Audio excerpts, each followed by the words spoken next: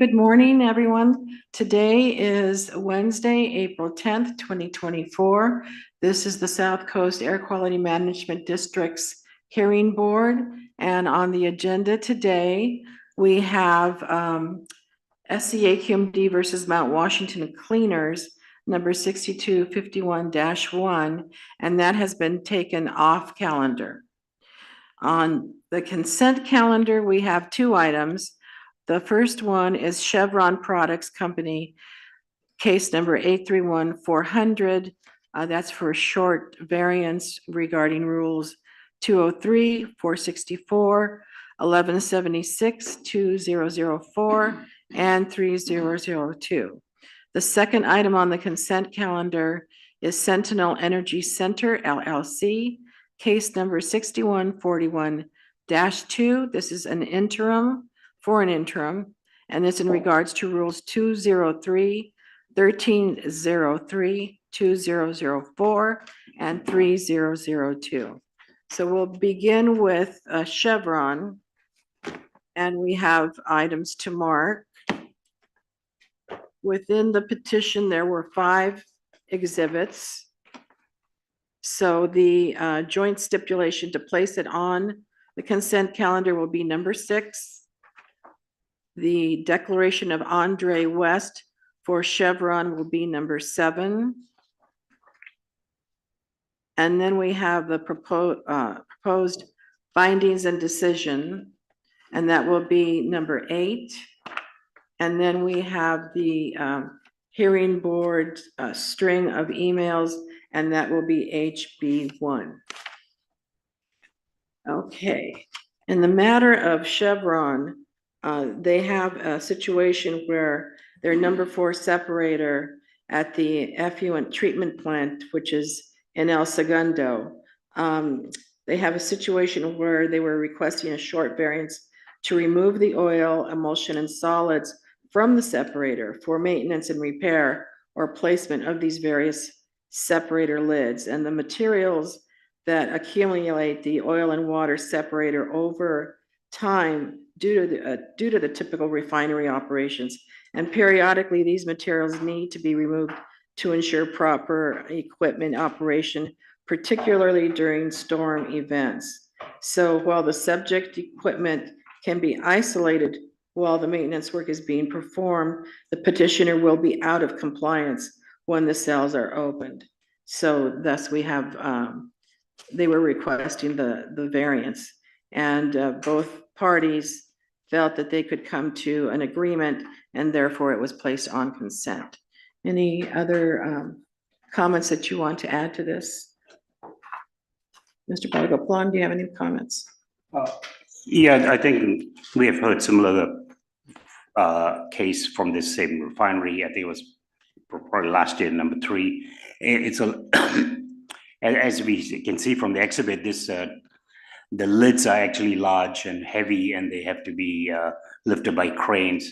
So, and there's a condition that they don't open more than 5 at a time. So I think it's all well laid out in the procedure that they'll follow to clean out as much as they can, have do it under vacuum. Everything is covered, temporary covers for the ones that are open and under vacuum, and then all the separate material that they take out is set into trucks that's also under control. And also in the meantime, they will control the emissions during this by using a temporary control system. So they're taking every precaution to minimize emission. In addition, they excuse me, they're also doing additional monitoring to reduce emission, to mitigate the emissions from here. So they expect about 2.6 pounds of VOC during the duration of the variance, but essentially there'll be no excess emission because they are doing the mitigation measures which are outlined as in condition in the condition, specifically 12, and also they will be injecting potassium permanganate to reduce odor. There's also a requirement to notify the AQMD if there's any complaints during that period. So everything looks like it's going to be well managed and under control, as they, excuse me, as done in the past. So I do believe they made all the findings. We can make the 6 findings to grant the short variance. Myself having actually toured that facility, I have to say of the refineries that I have seen in the past, Chevron is very good about not only conducting the maintenance in a timely manner when they should, but sometimes they're even ahead of the game. And I've also seen when they are in need of something, they kind of project that. They kind of have like a pre-maintenance meeting where they think that they're going to possibly need different types of equipment. So I have seen nothing but very good conduct on behalf of the refinery out in El Segundo. And for a refinery, it's pretty clean, amazingly. But it's an interesting tour also. And before I forget, I also wanted to enter all of these exhibits into evidence, Madam Clerk. So with that, I'll entertain a motion. I'll go ahead and do it. Did you? No, oh, sure. Okay, in the, excuse me, in the matter of Chevron Products Company, case number 831-400, I move that we grant a short variance commencing today and continuing through through June 4th, 2024, from the following rules and subsections, specifically rules 203B, 2004 F1, 3002 C1, and section E, condition number 2 of the permit, and also rules 464 B1A, B2, B3, and 1176 E2, and last but not least is rule 1176 E1 for the VOC emission. For the equipment that is located for the wastewater separator number 4, identified as D1235 in the permit, located at 324 West El Segundo Boulevard. The conditions are as set forth in the proposed findings and decision document, and there's no excess emissions are anticipated during the duration of the variance, but they will be monitoring throughout the process.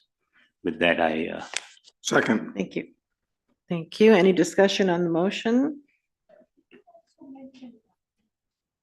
yeah, I did in the beginning. Oh, E2. They didn't mention E1, so condition 2, section E. And I looked at it, there's only one, E1, sorry, condition 2 in section E. It's the admin condition. Are you referring to the rule 1176? Yeah, I 76. agree. In the findings, they did put E1 as well, but not in the petition. 476. Oh, no, I did say, yes, they have E1 and E2. Yeah, no, 1176, yes. And I thought I did mention both. E1 is for the cover lit test we closed at all times, which is similar to 464. E2 is the 500 ppm. So yes, both. It's all right. I thought you meant the administrative condition. Eat that too. Sorry. Yeah. All right. I did cover both. Okay. Okay. Any other discussion? If not, let's go ahead and vote. Mr. Ali, Aye. Dr. Abraham, Aye. Mr. Pearman, Aye. Mr. Balagopalan, Aye. and I also vote aye, so it's unanimous. It does pass. Okay, now we have Sentinel Energy Center LLC, case number 6141-2 for an interim variance. This is in regards to rules 203, 1303, 2004, and 3002. We do have items to mark, and the first one will be the declaration as number 1. Are you in concurrence, Madam Clerk? I'm sorry, you're right. I just called it the wrong thing. I have it right on here in front of me. Okay, the stipulation as one, then the declaration of Mr. Johnson is two. The declaration for Christian Ovilus, he's actually an AQMD employee, so that will be A as an apple. The findings and decisions will be number three. And then I've marked the permits as B as in boy. Petition. Part of the declaration.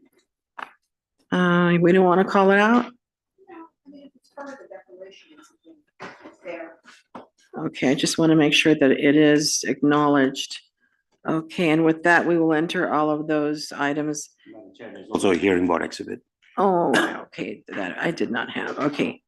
Hearing board. Email string one. Yes. Okay. And with that, that'll also be entered into evidence. Okay, in regards to Sentinel Energy. Let's see here. Did anybody want to start the discussion? Yeah, I can do that. I think it's sort of unusual that we get a consent request for a interim variance. In my 5 years, I've not done that, but so it's unusual. But so initially I had said no because they didn't do the required finding for the satisfy the good cause. But then they did revise it and send it. And on this particular case, because the unit is not operating and it's a question of just testing when the repairs are done, there's really not any air emission or any impact. So so I did say yes to the consent. So the matter at hand is again whether I think we have to bifurcate this hearing. So we have to do it like they're here, but so we have to do the good cause first. So we look at the good cause, and then once we vote on, then we'll then go to the merit of the interim variance. So for the good cause, they had in actually in G in the proposed finding and decision, they had let me see where it's on page. They did it's not page, but it's numbered as G. They did go through excuse me, they're in violation of 203B, 2004 F1, 3000 C2, that the circumstances and then the leading to the violation could not have been avoided because there was an issue or differing viewpoints on when the testing requirement was started. However, I think that has been resolved. Regardless, the unit is not operating, and they were diligent in petitioning once a new Title V permit was issued with condition 29.5, which says that they have to test it within 90 days. So they initiated the interim variance. So I think they do meet the last one is the interim result in unreasonable adverse impact on Sentinel, but they're not operating, I mean, right now. So, but, and they do have a regular variance already scheduled, noticed hearing for that, that has been published in the newspaper and so forth. So for that reason, I think we can find good cause and move, and then once we vote on that, we can then move to the next phase to find the merits for the Yes. interim variance. Okay, any other discussion? I'd just like to state for the record, I do concur with Mr. Balakapalan. Okay, and Mr. Pearman, anything else? Okay, all right, with that, we can go ahead and vote for a good cause in the matter of Sentinel Energy Center. And okay, Mr. Ali, how do you vote? What, do you want to make a motion first? Oh, yeah, okay, I can do it or you can do it, doesn't matter. Did you want to go ahead and do it, or I can? I thought you were starting that, so if you want to do it, I can do it. Oh, go right ahead. Let me go ahead and do it then. So I think in the matter of Sentinel Energy Center LLC, case number 6141-2, I move that we find good cause to proceed to the next interim variance with without in the absence of notice to the public regarding this hearing. I'd like to second Mr. Barker's motion. Thank you. Any discussion? Mr. Pearman? No? Okay. Mr. Ali, how do you vote? Aye. Mr. Pearman? Aye. Dr. Abraham? Aye. Mr. Balagopalan? Yes. And I also vote aye. So we can go to the second phase of this case for the merits in reference to Sentinel Energy's request for a interim variance.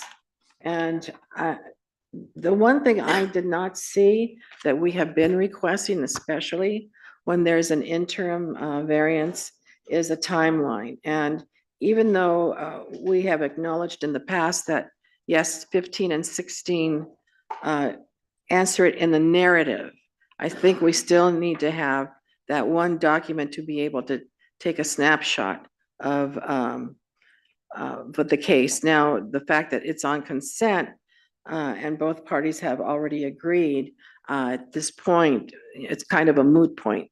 So I'm not going to make an issue out of that, but hopefully in the future, as we had in our general meeting, that the verbiage is supposed to be on any future edition of the petitions, especially when there's an interim involved.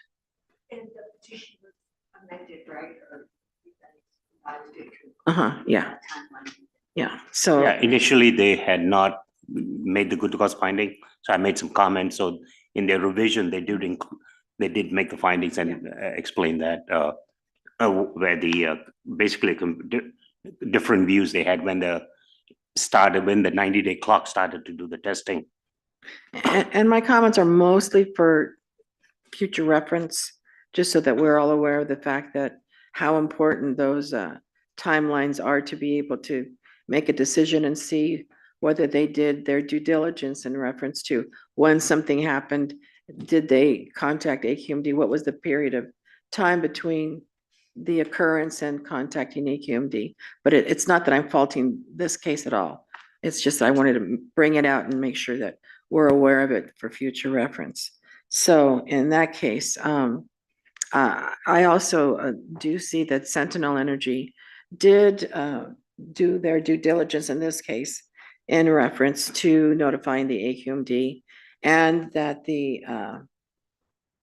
that Mr. Avalos from the AQMD concurred and they had no objections to that fact. So is there any other Well, I was going to say we have to make the 6 findings, so I'll go through the 6 findings okay, before we already made the good cause earlier. yes. So, and I'll make the motion after that. So, first one, they were in violation, specifically condition 29.5, to test the unit within 90 days of the startup. So initially they had started up, then they had to shut down because they needed to send it for repair. So they're in violation of that condition because they did start it. And then they cannot, it's in the non-compliance beyond the control because until the unit is back up and running, which is not possible right now because it's out of service. So they don't expect it till the third quarter of 2024. So non-compliance beyond the control. And I think the closing of taking will be with our corresponding benefit because there are no excess emissions. So that during this period, and excuse me, they have given consideration to curtailing. It is curtailed because it's out of sent out for repairs. It's not operating, so there are no emission with this variance. And they will also monitor. One of the other finding is they monitor emission and they will operate the SEMS for the duration of the variance, or comply with the alternate requirement to not operate the SEMS. That's highlighted in one of the conditions. They have the option of doing that. So for all those, I think we can make this 6 findings, and if there's no other comments, I can go ahead and make the motion. Okay, you sure? Well, yeah, I think. You sure you want to keep talking? Yeah. No, that's right, but I'm on a roll, so. I feel like we're Coughing torturing and, you. Are we torturing you? no, if somebody else wants to make the motion, that's fine with me, yeah. I'll go ahead. So in the matter of Sentinel Energy Center LLC, case number 6141-2, located at 15775 Melissa Lane Road in North Palm Springs, zip code 92258, I believe. This was for a interim variance, and the merits, as discussed by Mr. Balagopalan, do warrant the fact that we did make the 6 findings, or they made the 6 findings that we can agree to. This also would be from today's date, Madam Clerk? Yes, today's date. I don't have the end date. I have December 14th. Let's see, 2024. I don't think that's the date. No, I think because it's interim, it's 90 days until the Right. notice hearing for the regular variance is held, So whichever it comes would first. be, And I think that July. is scheduled, hold on, I had it, the date. it was scheduled, let's see, for, oh no, that's Chevron, that's scheduled. May 9th. Which is within the time period. Okay, Okay. yeah. So whichever comes first, so the 90 days or May 9th. I second that motion. Well, we haven't finished. May- Okay, my son's birthday. Okay, so, And you want to go through the rules? yes. Okay. Of the, okay, so that would be for rules 203, 1303, 2004, and 3002. That was in regards to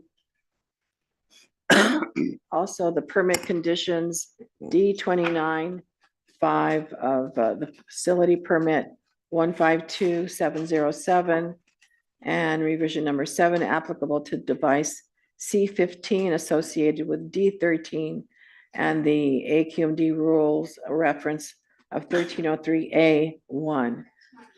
That's not in there? Yeah, 1303 is not in the, Yeah, and this is in regards to the CO catalyst application number 643296 on C15. Okay, and we're taking out. Okay. Yes, we're taking out 1303. Okay, and with that, I think that completes my motion unless there was Second, any other Well, amendments to the it, conditions are as laid out in the proposed finding Yes. decision. as was agreed upon by both parties. So with that, the emissions, There will be no emissions because Yeah. the unit is not operating. 0. Okay, with that, that's complete unless there's any other amendment. Mr. Pearman? Well, soon we're going to deliberate now. Just 2 points. One, I'll be unavailable May 9th, so the clerk might see if the parties can put a different date. Otherwise, contact my alternate if that can't be done. And secondly, I know there was a change in the order, striking the phrase, "the public was given the opportunity to testify." I think the theory was that this was interim and therefore not normal notice. But I would say we should keep that in and just say none did. The reason is, one, our rule 4B2 clearly says the hearing board shall receive any public testimony on a consent calendar matter before proceeding with deliberation. And public testimony we discussed before in our rules kind of means both sworn or also just unsworn. And secondly, the Brown Act clearly says you have to have the right to testify. It trumps our internal notice requirement. So I think we always have to have that phrase in there. In this case, I would keep it in, just add comma, none did. Yeah. That's my- Thank you, Mr. Pearman.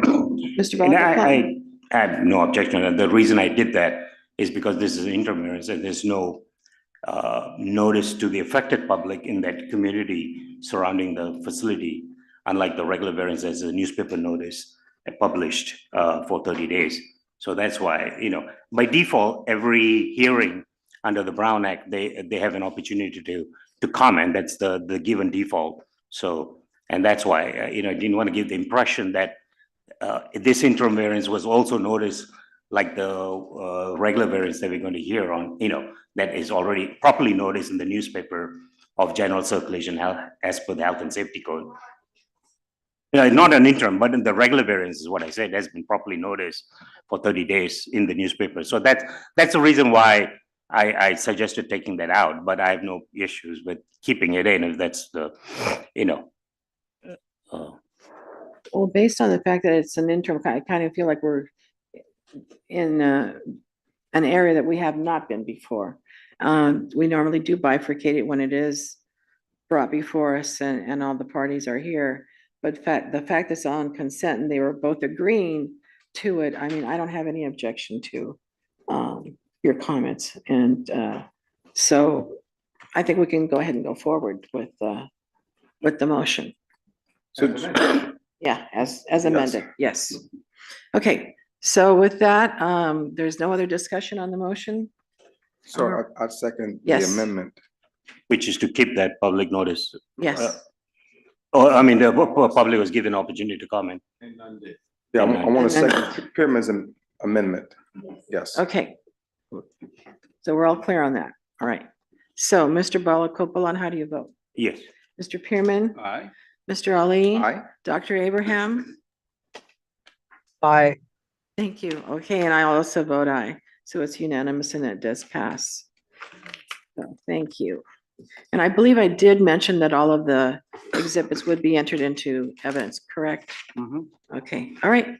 With that, we don't have anything else on our agenda for the day. So